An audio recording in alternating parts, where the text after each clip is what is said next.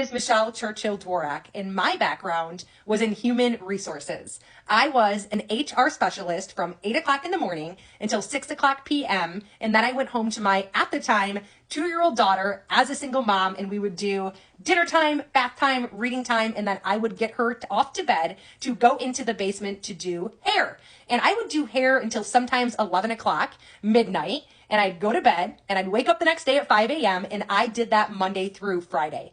On the weekends, I spent cleaning houses, and that's just what was normal life for me in order to pay my bills. And if I ever got a hole in my tire from a nail or something like that, I had to pick and choose what bills I was going to put on the back burner, and then I constantly played this vicious cycle of trying to catch up, and I never caught up until I could pay it off with my tax season income.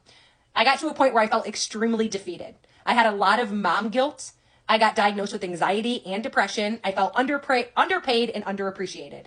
And one day, as I went to work at my full-time job, we had a 10-employee layoff and eliminated 10 positions in our department, and I had to do the exit interview for it. And I'm a pretty sensitive person, and it was that time of the month, and it was not easy on me. And that night when I went home, Isabella was not easy on me either. At bedtime, she was crying for me not to go into the basement to do hair, saying she missed her mama, and all she did was work. It was very sad looking into her eyes and having to tell her that this is how I had to live my life in order to pay the bills. I went in the basement and did hair. Isabella fell asleep. And that night when I went to bed, I thought something has to change. There has to be something out there for me.